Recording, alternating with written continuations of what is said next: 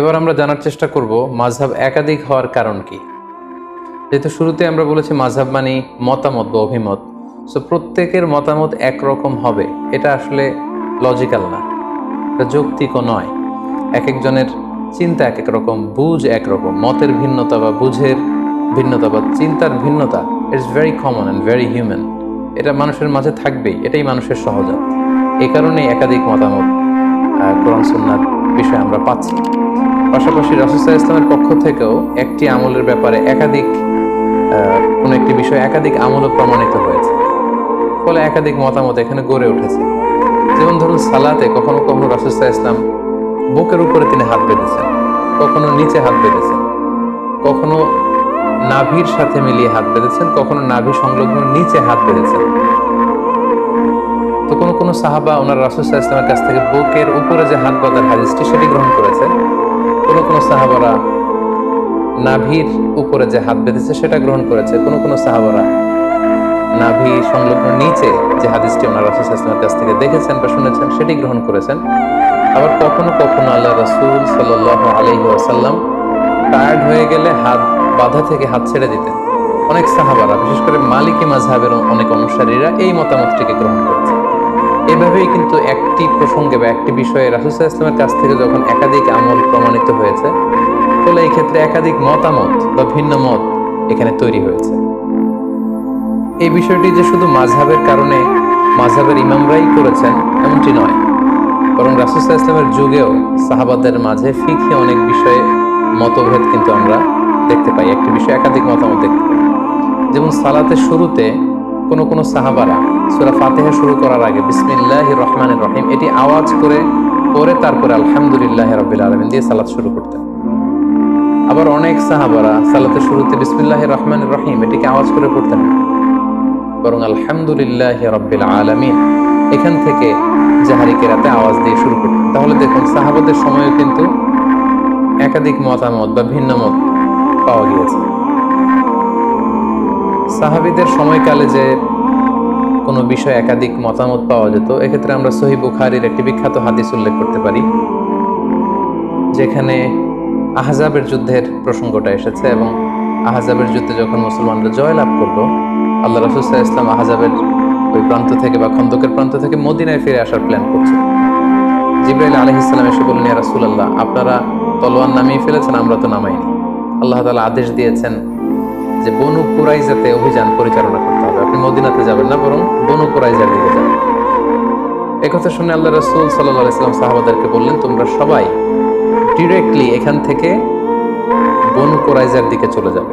ভাষ্যটি ছিল এমন, লা ইউসাল্লিয়ান্না আহাদুন আল আসরা ইল্লা ফি বানি কুরাইজা, মানে তোমরা কেউই কিন্তু পথিমধ্যে আসর পড়বে না, বরং বনি কুরাইজায় পৌঁছে তারপরে আসরের সালাত পড়বে। আল্লাহ রাসূল সাল্লাল্লাহু আলাইহি ওয়াসাল্লামের কমান্ডের সাথে সাথে সবাই, বনু কুরাইজা হচ্ছে মদিনা থেকে বেশ দূরে, ইহুদিদের একটা দুর্গ ছিল, সেখানে ইহুদি কমিউনিটি সেখানে থাকে। রাসূল সাল্লাল্লাহু আলাইহি ওয়াসাল্লাম বললেন, আসরের নামাজ তোমরা বনু কুরাইজায় পৌঁছে তারপরে পড়ো। সাহাবারা চলতে আরম্ভ করলো। পথিমধ্যে আসরের ওয়াক্ত হয়ে গেল।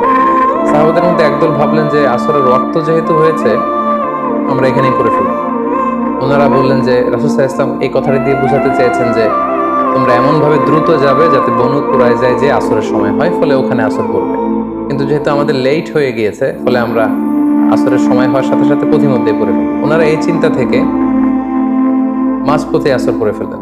আর কিছু কিছু সাহাবারা বললেন, না, রাসূল সাল্লাল্লাহু আলাইহি ওয়াসাল্লাম যে কমান্ড আমাদেরকে করেছেন সেটা হচ্ছে বনু কুরাইজায় না পৌঁছে আসরের সালাত পড়া যাবে না। এটা যত দেরি হোক, যদি আসরের নামাজ কাজাও হয়ে যায়, ফাউতো হয়ে যায়, আমরা প্রতিমধ্যে পড়তে পারবো না, কারণ রাসূল সাল্লাল্লাহু আলাইহি ওয়াসাল্লাম বনু কুরাইজায় পৌঁছার পরে, ওখানে অ্যারাইভ করার পরে আমাদেরকে সালাত পড়তে বলেছেন। ওনারা বাকিদের সাথে মাঝপথে সালাত না পড়ে বনু কুরাইজায় চলে গেলেন এবং তারা বনু কুরাইজাতে পৌঁছে তারপরে সালাত পড়লেন। তাহলে দেখেন আল্লাহ রাসূল সাল্লাল্লাহু আলাইহি ওয়াসাল্লামের এক নির্দেশনা, একটি কমান্ড থেকে সাহাবাদের মধ্যে এক গ্রুপ একভাবে বিষয়টি বুঝলো, আরেক গ্রুপ ঠিক তার উল্টোটি 180 ডিগ্রি অ্যাঙ্গেল বিপরীতে যেয়ে তারা বুঝলো।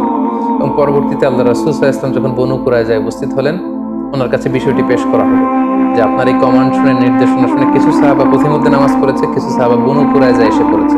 রাসূল সাল্লাল্লাহু আলাইহি ওয়াসাল্লাম কাউকে কিছু বললেন না। রাসূল সাল্লাল্লাহু আলাইহি ওয়াসাল্লাম বললেন, ইটস ওকে, ঠিক আছে, সমস্যা নেই। তো এই দুইটি মতামতের মধ্যে কোনোটা যদি ভুল হতো তাহলে রাসূল সাল্লাল্লাহু আলাইহি ওয়াসাল্লাম চুপ করে বসে থাকতেন না। কারণ নবীদের বৈশিষ্ট্য হচ্ছে তারা যদি কোথাও ভুলভাল কিছু দেখতে পান, শরীয়ত বিরোধী কিছু দেখতে পান, ওনারা এটাকে শুধরে দেন। রাসূল সাল্লাল্লাহু আলাইহি ওয়াসাল্লাম কিছুই বললেন না, তার মানে বোঝা গেল দুটিই ঠিক ছিল। কোনো একটি বিষয়ে একাধিক জিনিস যে হক হতে পারে, বনু কুরাইজার এই ঘটনাটাই তার প্রমাণ বহন করে। অর্থাৎ সব বিষয়ে হক কেবলমাত্র একটি, এটা নাও হতে পারে। কখনো কখনো একাধিক বিষয়ে হক হতে পারে। যেমন আপনি যদি বুকের উপরে হাত বাঁধেন, আপনার এটা বলার সুযোগ নেই যে যারা নাভির নিচে হাত বাঁধে তাদের সালাত হচ্ছে না, তারা বাতিল, এটা বলার সুযোগ নেই। আবার যারা নাভির নিচে সালাতে হাত বাঁধছেন, তারা আপনারা কখনোই বলতে পারবেন না যে যারা বুকের উপরে বাঁধে তাদের সালাত হচ্ছে না, এটা বাতিল না। তার মানে কোনো কোনো বিষয়ে এমনও হয় একাধিক বিষয় হক হতে পারে। যেমন সালাতের বুকে হাত বাঁধার ক্ষেত্রে বুকের উপরে এটাও ঠিক আছে, মাঝখানেও ঠিক আছে, নাভি সংলগ্ন নিচেও ঠিক আছে, প্রয়োজনে কারো যদি কষ্ট হয় হাত যদি সে ছেড়ে দেয় সেটাও ঠিক আছে। অনেকে বলে যে এটাও ঠিক ওইটাও ঠিক, এটা কেমন করে হয়?